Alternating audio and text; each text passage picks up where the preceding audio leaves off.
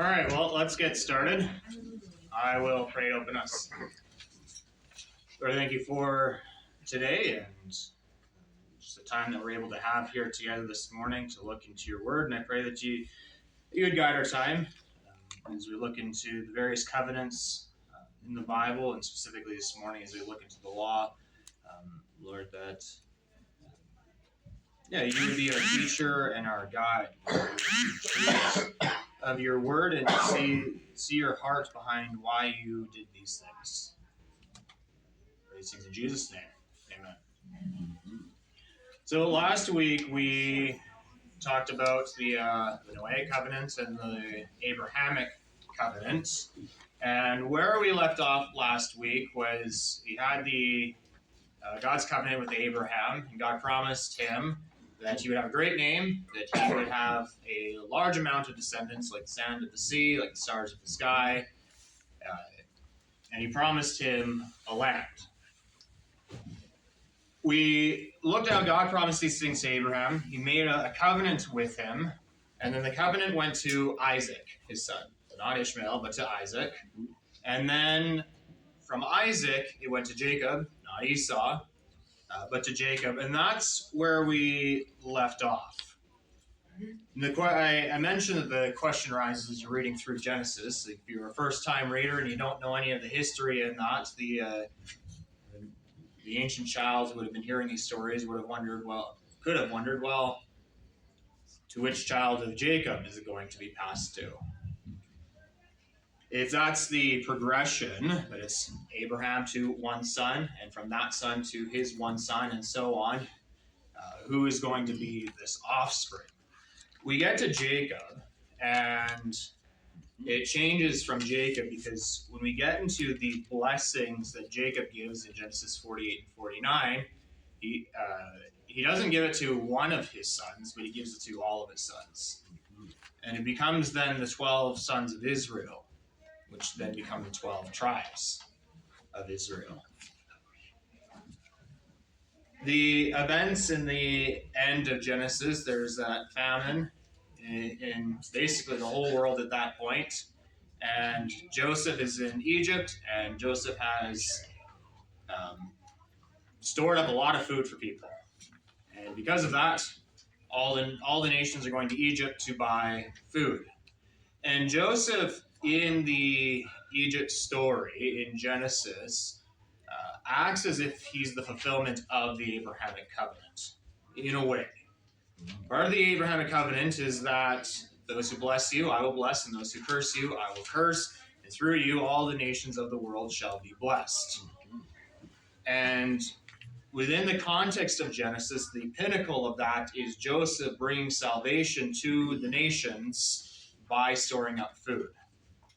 And because Pharaoh blesses Joseph, Joseph then becomes a blessing for Pharaoh, and not just Pharaoh, for all of Egypt, and not just all of Egypt, but for all the families of the earth. So much so that his actual family runs out of food, and they need to eat. And so Jacob hears, well, there's grain in Egypt, so he sends his sons there, and Joseph does a bunch of tests with them to say, are you still the same guys that sold me into slavery, or have you changed? And they had changed, and he reveals himself to them and says, well, bring everybody down here with you. And they go. And that's where you arrive in Exodus 1. In Exodus 1, we call the book Exodus based off of the Septuagint.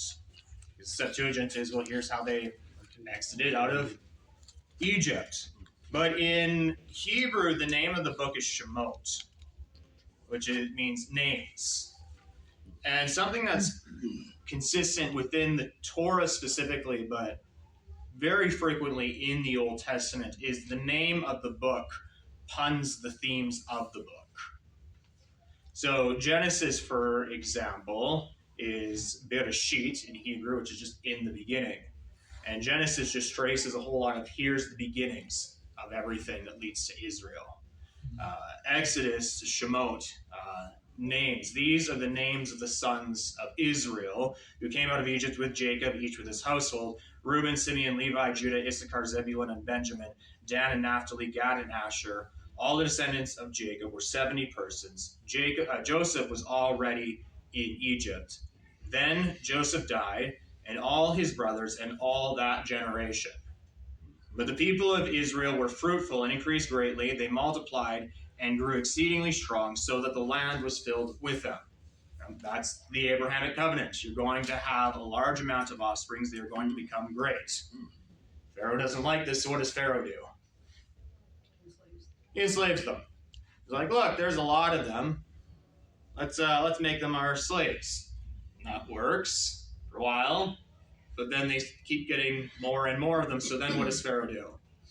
Population control. Yeah. You have 3 occurrences of this within the first chapter of Exodus.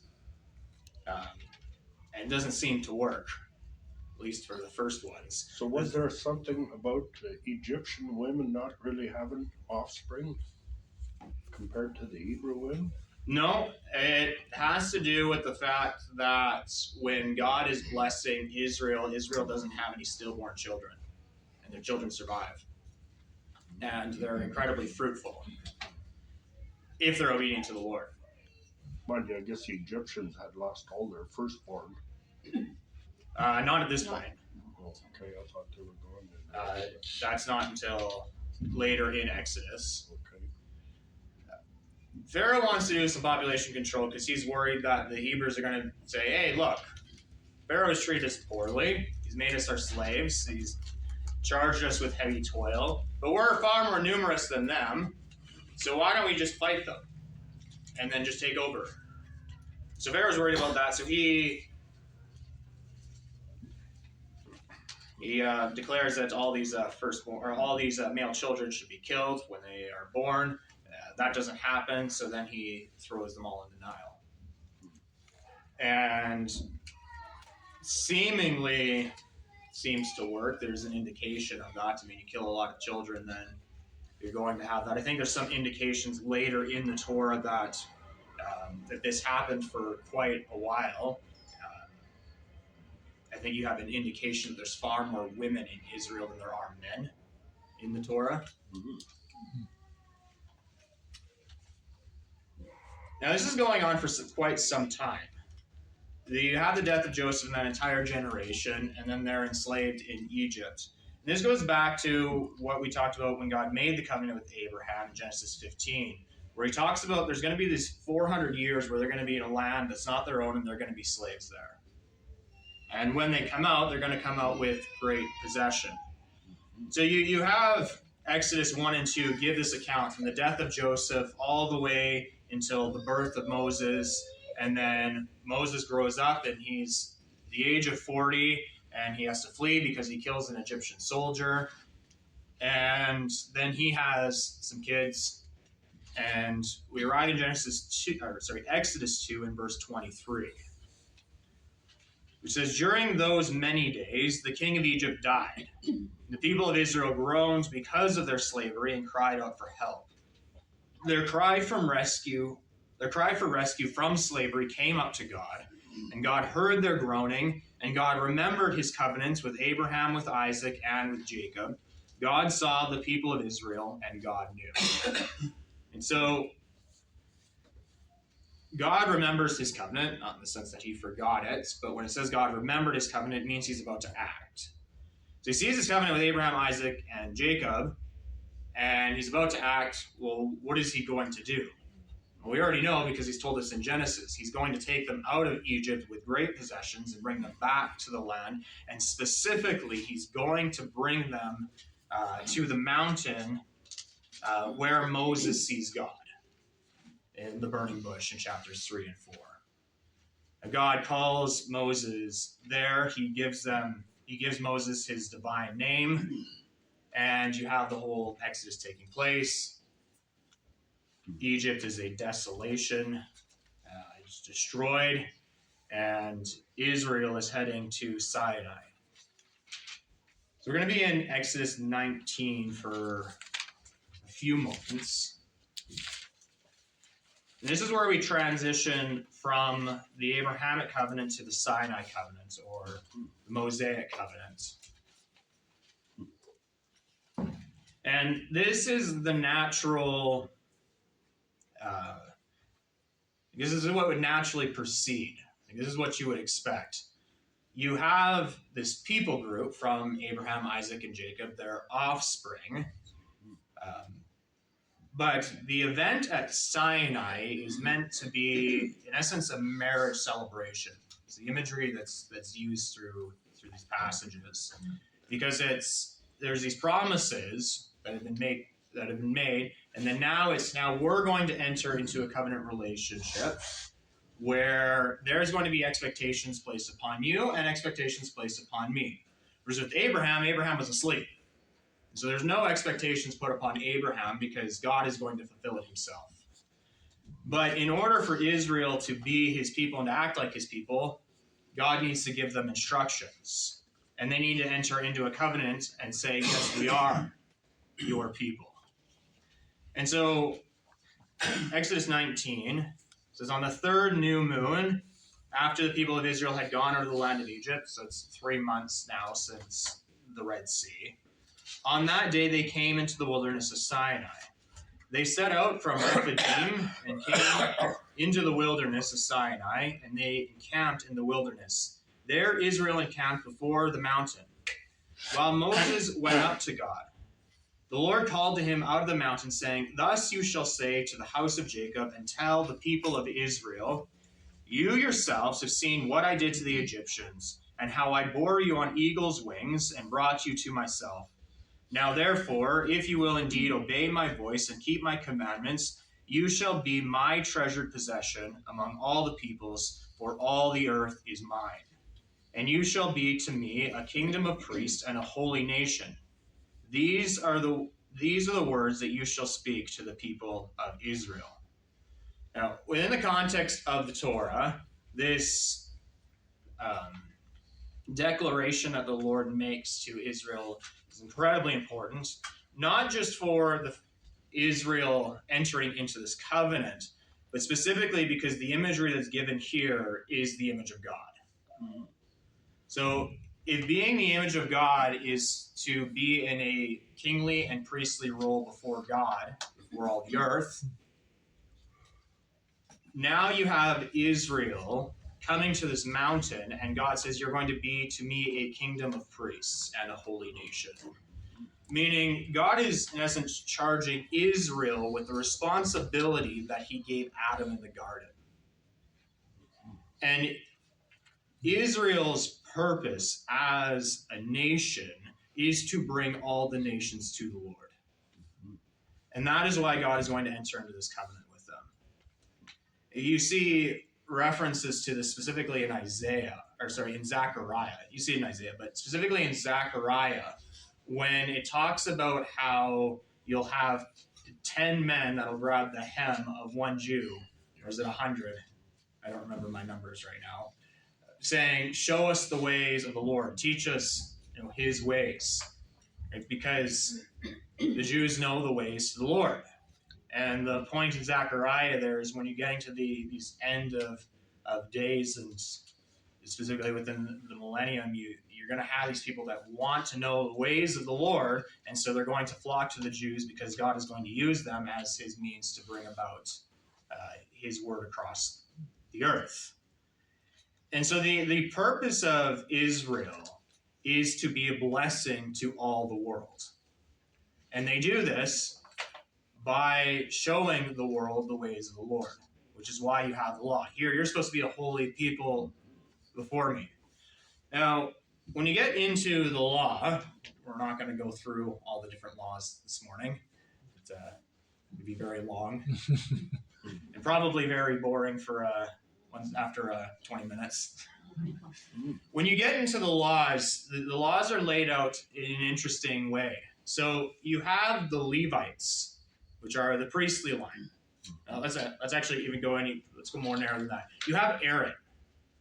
And to Aaron is promised a specific role among the priests. The high priest can only come through the line of Aaron. Because of that, you have in Numbers 14, Korah's rebellion. He says, are we not all priests before the Lord? Why is Aaron better than us? Why is Moses better than us? We should be able to have the role of high priest. And God has directly said, no, this is a role for Aaron and for his sons alone. So to Aaron, there are given very specific and very special, very unique commands that are not given to any other Israelite. It is only to Aaron and to his offspring because of the high priestly role. And you spread out a little bit beyond that, and let's go to all the Levites. All the Levites are given specific commands that are not given to the other 11 tribes. Then you have all of Israel, and to Israel are given specific commandments, that is 613 commandments, 603, and then the 10 words at the mountain, which are, we call the 10 commandments. 613 commands, which include all the various unique ones, they are given to Israel and to Israel alone. They're not given to the nations. You can see how it's this telescoping effect that the further in you go to those who mediate between God and man, the more expectation there is. So the high priest has the highest expectations, the highest responsibilities before God. And then the Levites, and then Israel, and then it would be to the Gentiles or to the world. And so the law was never meant to be for the Gentiles. The law was meant for Israel to be distinct among the nations so that the nations could look at Israel in their holy state and say, these are the ways of righteousness. We want to know this God. And they can see God's power working through Israel. And that's why within the Sinai covenant, there are physical blessings. For the church, there's no promise of health and wealth, right? Why is there, why is it so prevalent in certain areas and among certain churches where they preach a prosperity gospel and they take passages of scripture and they read them and it talks about prosperity? It's because those things were promised to Israel. They're not promised to the church, but prosperity and health and wealth were promised to Israel if Israel, as a nation in their entirety, was obedient to the Lord. And it was because in the ancient world, how do you know who is God? It's by who's got the most crops. Because all the pagans pray to the sun god and the rain god and the god of fruits and harvests and the god of the fruit of the womb and all those things. They pray to all these different gods, and you know your God is blessing you because you're rich in these areas. And so part of the reason why Israel was to be blessed physically and financially with health and wealth was to be a symbol to the world that this is the way of the Lord. Now, it's different with the church, and that's a whole other topic that we can get into in the New Covenant. But all those blessings that you have physically in the Sinai Covenant, you have spiritually described in the New Covenant. Because there's something different about it. And it's the spiritual aspect is far more important than the physical. And so, as Christians, there's this spiritual health and wealth that we're called to. Not physical, but we're to spiritually abound in the Lord, and we have spiritual life, and we bear much fruit. All these same imageries that are used for Israel within the land are used for us as people because the new covenant accomplished something the old couldn't do. The old couldn't bring about salvation. It showed this is what perfection brings about. It brings about the garden state. And so if you were to read through the Torah, read through it in light of the Garden of Eden, because the descriptions about what the land of Israel is supposed to be like, it's supposed to be like Eden, if Israel is obedient. The promise that Israel would have no stillborn children if they were obedient to the Lord is unheard of in the ancient world. And especially within the context of Egypt. So we know this now through archaeology and a bunch of the excavations and the history that has been found in Egypt. But for many periods within Egypt's history, the average lifespan was 30 years old. They didn't live very long, which is why you had so much turnover with kings, and why kings and Egypt in particular were so obsessed with the afterlife. And they didn't live very long. And Egypt was the best place in the world because they had the Nile, which flooded every year as it drained into the Mediterranean. And so Egypt didn't really have to worry about famines. Not very often. That's why people keep going down to Egypt when there's famines in Canaan. So God has promised Israel, you shall be to me a kingdom of priests and a holy nation. But preceding that, it says, if you will indeed obey my voice and keep my commandments. If you don't, then you're not going to be holy. You're going to be a nation before me, but because you're not holy, I'm going to have to bring judgment upon you. So they go to this mountain. It's 3 months after the Red Sea. They've seen all these great wonders and miracles that the Lord has done. But what's interesting is what happens at Sinai scares them more than anything that they have seen. They have watched God virtually wipe out Egypt. All their cattle is gone. All their crops are gone. Egypt is just a wasteland. God has gone to war with that entire nation, and a huge portion of their army, and likely including Pharaoh, are all dead in the sea. And yet, it's what happens here at Sinai that scares them more than any of that. Let's continue. Verse 7. So Moses came and called the elders of the people and set before them all these words that the Lord had commanded him. And all the people answered together and said, all that the Lord has spoken, we will do. And Moses reported the words of the people to the Lord. And the Lord said to Moses, behold, I am coming to you in a thick cloud, that the people may, what does he say? Hear. That the people may hear when I speak with you, and may also believe you forever. Now, when you break this down, there's something significant going on. When it says that the people may hear, right? How could they hear? Well, they could hear through Moses, right? Because Moses is a prophet. That's most often how the people of Israel hear from the Lord. But notice that God gives a description of how they're going to hear. They're going to hear when I speak with you. What's going to happen at Sinai is God is going to give all of Israel the 10 Commandments. So when Israel is encamped at the base of Sinai and Moses goes up the mountain, because there's this going back and forth at the very beginning of it, before he goes up and receives the whole law for those 40 days. In one of the events when he goes up onto the mountain, or is up a little bit of ways from the base, God speaks, and when he speaks the 10 Commandments, all of Israel hears these 10 words from the Lord.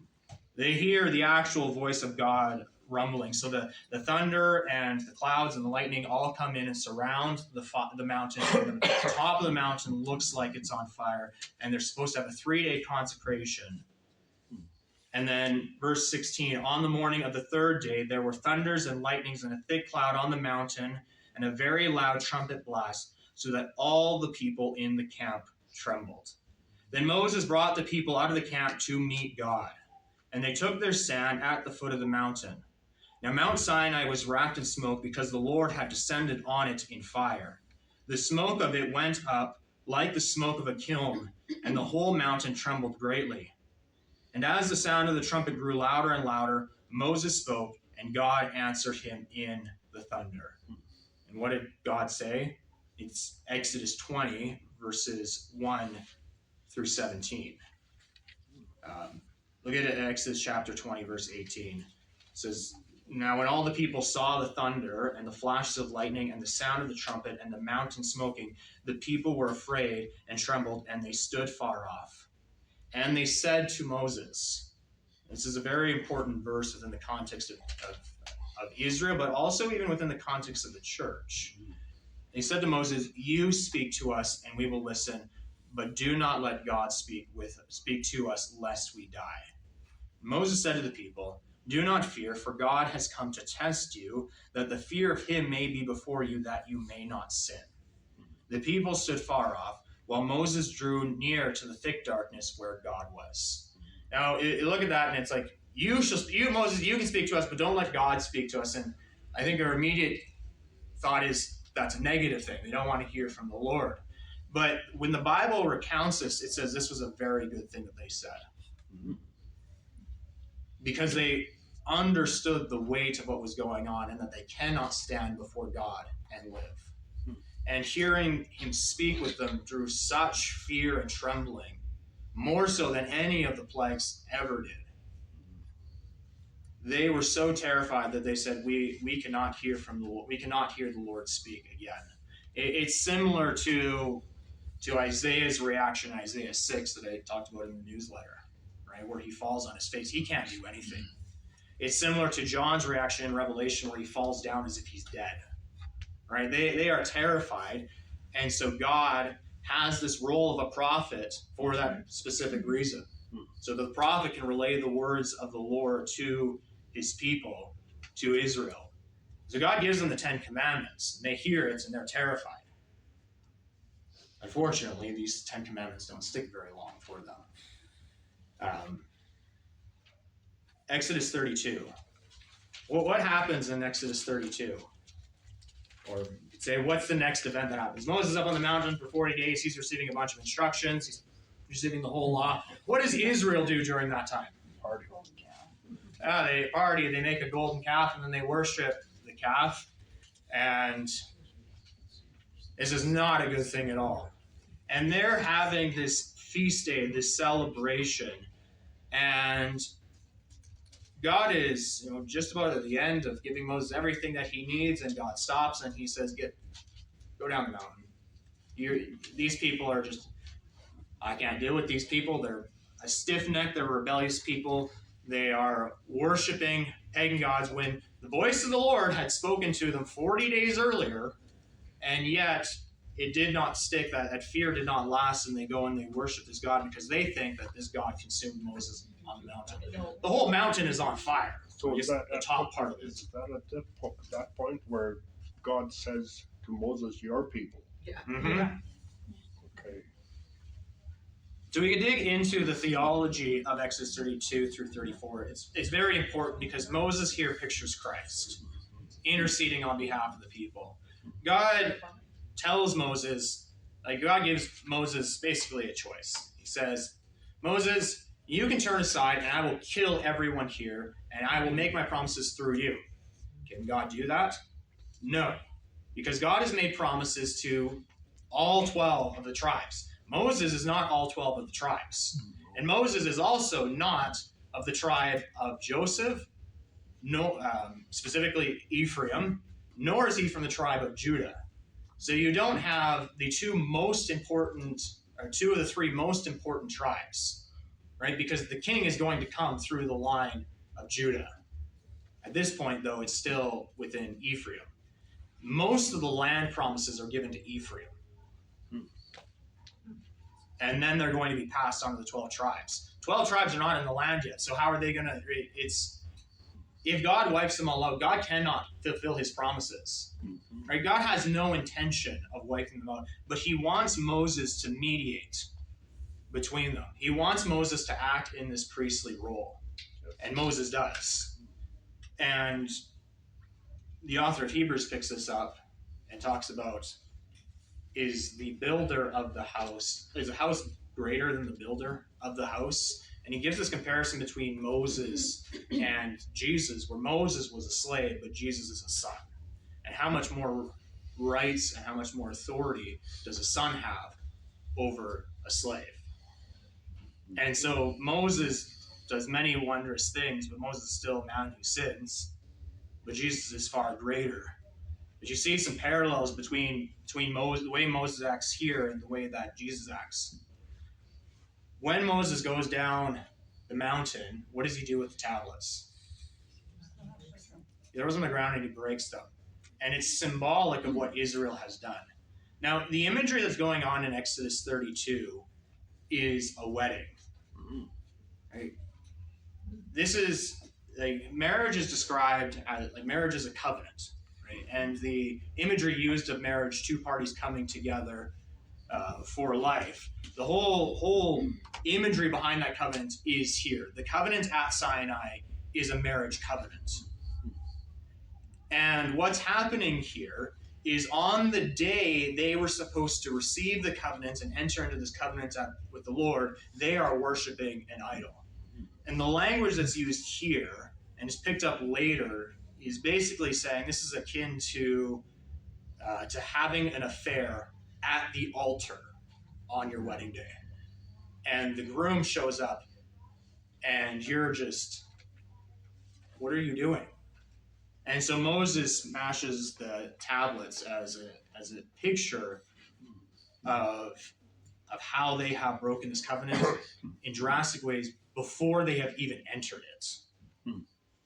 That even before they go into this covenant, they have shown that they are not a faithful people. Now, God does not throw away his people, and Moses goes up on the mountain again for another 40 days. And I look at that and I have to laugh a little bit. So Moses did not eat or drink those 40 days he was on the mountain. I wonder if it's like, as he's going up the mountain that second time, he's like, wait, I got to do this again. Or another 40-day fast. We don't know, like, you know, the Lord is obviously going to sustain him, but I don't think that the Lord is going to take away all the hunger pains and everything that he's going to be going through, because he didn't do that for Jesus in the wilderness. Right? Jesus was in the wilderness for 40 days, this period of testing. The same thing was with Moses on the mountain. I don't think the Lord definitely sustained him and kept him alive, but I don't think that meant that it was all easy for him to be there. So the covenant is renewed. Moses comes down. They enter into this covenant with the Lord. And Israel continues. There's some issues that happen. And eventually that first generation is wiped out. But they're given the law. So from the time when they arrive at Sinai, they're there for just about a year, where Moses receives this command, receives the 10 Commandments and the law, and he gives them to the people. And then the time that it takes to construct all the articles for the tabernacle and the tabernacle itself. And they're there for just about a year. And then they set out. And then they get to the land. They don't want to go into the land. Because there's giants there. And they don't have faith. And so they rebel. And so God wipes out that entire first generation except for Joshua and Caleb. And it's the second generation that then goes into the land. So, some broad strokes, but the law itself, the whole point of the law, you can do the mission that I have sent you to do. That is, to bring the whole world to me, so the whole world may know my ways, and that they may walk in my ways. Now, we're going to get into that this morning in Romans, so we're not going to get into it now.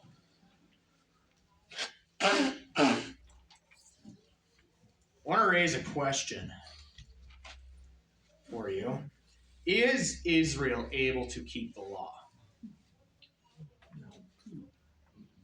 No? I'm seeing a lot of shaking your head like this. No?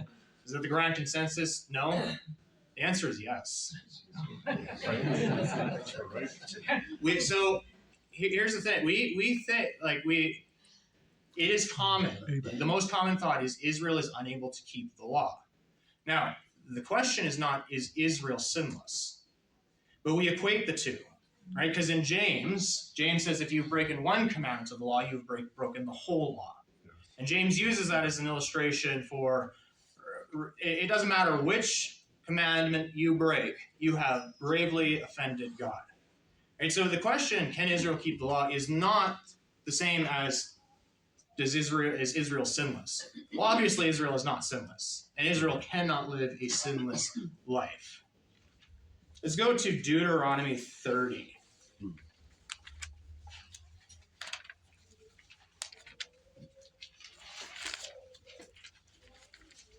So Deuteronomy 30 comes off of the coattails of Deuteronomy 27 and 28.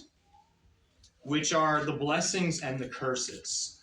If you are obedient, here are these blessings. If you are disobedient, here are all these curses. When you read through the curses are all a reversal of the blessings. Some of the language is nearly identical. All right, you're going to have abundance in crops. Your crops shall be a desolation. Right? There will be no stillborns. There's going to be a lot of death.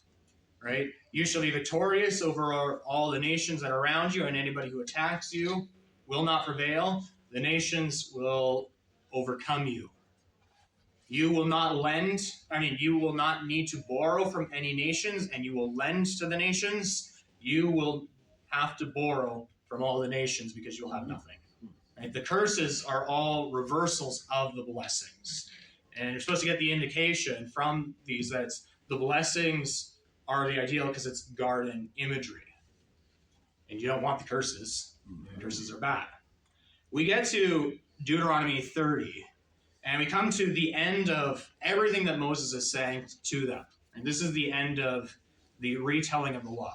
Deuteronomy means second law, as in the second telling of the law to the second generation. Look at verse 11. It says, "For this commandment that I command you today is not too hard for you, neither is it far off. It is not in heaven that you should say, 'Who will ascend to heaven for us and bring it to us that we may hear it and do it?' Neither is it beyond the sea that you should say, 'Who will go over the sea for us and bring it to us that we may hear it and do it?' But the word is very near you. It is in your mouth and in your heart, so that you can do it. See, I have set before you today life and good, death and evil." It is the blessings and the curses. If you live before me, you will be blessed. You will have life. You will have goodness. If you disobey me, you will have death and you will have evil. Evil there is in the sense of calamity. And the word evil in Hebrew is more a perspective thing than it is just about morality.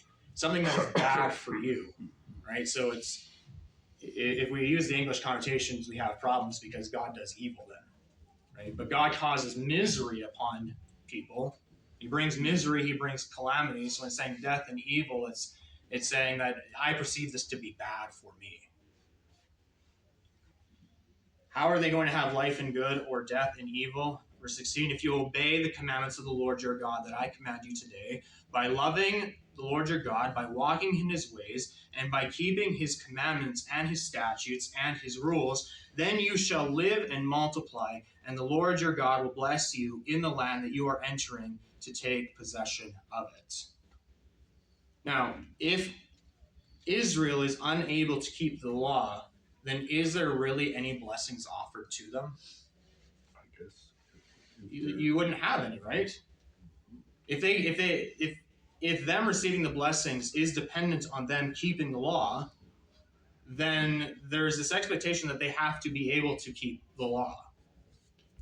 But, verse 17, "If your heart turns away and you will not hear, but are drawn away to worship other gods and serve them, I declare to you today that you shall surely perish. You shall not live long in the land that you are going over the Jordan to enter and possess. I call heaven and earth to witness against you today," which is a way of saying the natural order and everything in it testifies of this, "that I have set before you life and death, blessing and curse. Therefore choose life, that you and your offspring may live, loving the Lord your God, obeying his voice, and holding fast to him, for he is your life and length of days, that you may dwell in the land that the Lord swore to your fathers, to Abraham, to Isaac, and to Jacob, to give to them."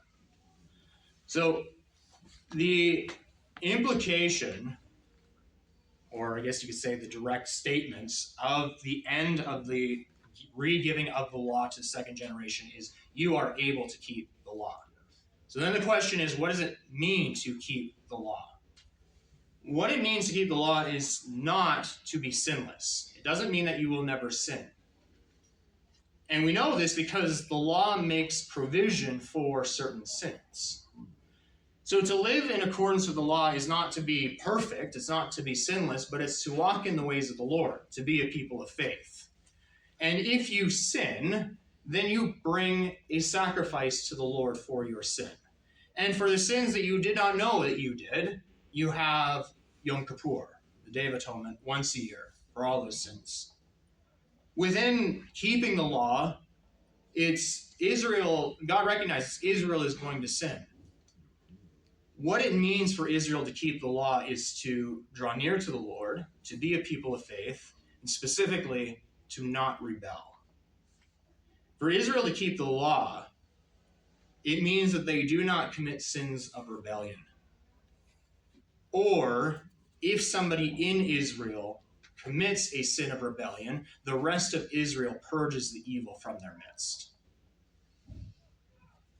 If they sin unintentionally, they sin in ways that it wasn't their intent, or they didn't know that they were sinning, or they've done wrong, but really their heart is drawn toward the Lord, there is forgiveness. But within the law, there is no forgiveness for sins of rebellion. If you rebel against the Lord, there's no sacrifice for that, which is why the new covenant is greater, because Jesus' sacrifice forgives even sins of rebellion.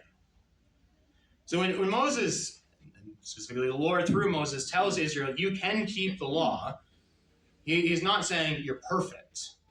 Right? They're going to break certain parts of the law, but where the law makes provision for those parts, if they do those provisions, they're still keeping the law. But at the same time, the law cannot save them, and there needs to be a greater sacrifice, because all of us commit sins of rebellion to a certain degree. The other part of the law is that the law is not individual, it's corporate. Right? So there's individual aspects of it, but the law is corporate. The whole nation is held accountable. This is why when Achan sins in Joshua, is one man doing what he's not supposed to do, is one man rebelling. Israel stops being victorious when they're waging war against the nations God has called them to. And they say, well, what happened? And God says to Joshua, what do you mean what happened? One of your people sinned, they have rebelled against me. Purge the evil from your midst as I have commanded you to do, and then you will receive the blessings of the land. But if they don't do it, then they're not going to receive it. Let's go to the end of Joshua 24. We're got a couple minutes left, so we'll close with this. Joshua 24 is a very important chapter within the context of the Torah. So much so that some will make the argument that the Torah should include Joshua, and they won't say the Pentateuch, they'll say the Hexateuch, the 6 books instead of the 5 books. Mm-hmm. Because Joshua, in essence, shows God's fulfillment to give Israel the land. Except if you go to Hebrews, which says he didn't do that because God was really talking to Abraham about a greater place than just that land there in what they perceive. In Joshua 24, you have this covenant renewal taking place. They're in the land, and Joshua is at close to the end of his days, and he's going to be passing on at some point, he knows. And he's old. He was old when he brought them into the land, but God had extended his days an additional 40 years beyond his normal lifespan because of his faithfulness. He gives Israel at this point a ultimatum, a choice. In his famous verse, Joshua 24, verse 14, now therefore fear the Lord and serve him in sincerity and in faithfulness. Put away the gods that your fathers served beyond the river and in Egypt, and serve the Lord. And if it is evil in your eyes to serve the Lord, choose this day whom you will serve. Whether the gods your fathers served in the region beyond the river, that is, in Egypt, or the gods of the Amorites, in whose land you dwell, Amorites being a term here for all the nations that are in Canaan. But as for me and my house, we will serve the Lord. Then the people answered and said, far be it from us that we should forsake the Lord to serve other gods. For it is the Lord our God who brought us and our fathers up from the land of Egypt, out from the house of slavery, and who did those great signs in our sight, and preserved us in all the way that we went, and among all the people through whom we passed. And the Lord drove out before us all the peoples, the Amorites who lived in the land. Therefore, we will serve the Lord, for he is our God. But Joshua said to the people, "You're not able to serve the Lord, for he is a holy God. He's a jealous God. He will not forgive your transgressions or your sins if you forsake the Lord and serve foreign gods. Then he will turn and do you harm and consume you after having done you good." And so Joshua is reflecting, I don't think you can do it. Your fathers didn't do it. And the people's response is, no, we will serve the Lord. And they push back and they say, no, we will do it. And Joshua said to the people, "You are witnesses against yourselves that you have chosen the Lord to serve him." And they said, "We are witnesses." Jump down to verse 25. So Joshua made a covenant with the people that day and put in place statutes and rules for them at Shechem. And Joshua wrote these words in the book of the law of God. And he took a large stone and set it up there underneath the terebinth that was by the sanctuary of the Lord. And Joshua said to all the people, "Behold, this stone shall be a witness against us, for it has heard all the words of the Lord that he spoke to us. Therefore, it shall be a witness against you, lest you deal falsely with your God." So Joshua sent the people away, every man to his inheritance. So they're spread out in the land among their nations. But notice how the people are described. After these things, Joshua the son of Nun, the servant of the Lord, died, being 110 years old. They buried him in his own inheritance at Timnath-serah, which is in the hill country of Ephraim, north of the mountain of Gaash. And here's the important verse, verse 31. Israel served the Lord all the days of Joshua, and all the days of the elders who outlived Joshua and had known all the work that the Lord did for Israel. What Joshua 24:31 is saying is that this second generation kept the law all their days. They sinned, right? They fell short, but they did not rebel against the Lord. And that's why Judges is such a contrast to this book, because it's after the death of Joshua, the people of Israel inquired to the Lord, "Who shall go up first for us against the Canaanites to fight against them?" And you have a judge, and then what happens? Israel goes into sin. And they rebel against the Lord. And it's just a cycle over and over and over. But in Joshua 24, verse 31, Israel serves the Lord all their days. And it's picking up off of Deuteronomy 30, where it's, are you able to keep the law? Yes. It doesn't mean you're not going to sin, but the law has made provisions for those types of sins. It means you don't rebel. And as a covenant community, you worship and you serve the Lord and you serve him alone all your days, and you do your best to walk in his ways. In essence, it's describing them as a people of faith. They walked like Abraham walked. Was Abraham sinless? No. Did Abraham walk in the ways of the Lord all his days? Right? Yes. Mostly. He messed up, but the Bible describes him as a righteous man, as a man who walked in the ways of the Lord. He sinned. Did Noah sin? Yes. We're told to sin, yet he was made righteous by the Lord. He walked in his ways. Does he fail? Yeah. And with every character, how is David a man after God's own heart? And David seems like a pretty crappy guy. I had a friend who went to Israel, and he was chatting with the guy there, and the guy said, "I like Saul way better than David," because he gave a whole bunch of reasons. And it's like, yeah, that kind of makes sense. But Saul was not a man after God's own heart because Saul rebelled, whereas David didn't. David did some pretty terrible things. Right? But he walked in the ways of the Lord. He was a man of faith. But he was never rebellious, was he? No. So I think we need to end there because we're at 9:50. But that's the law, and an overview of the law. Next week we're going to get into the Davidic covenant. And a little bit into the new covenants, and all of these flow together. And there's parts of the law, the covenant at Sinai, become very important for the Davidic covenant. So we'll pick it up there next week.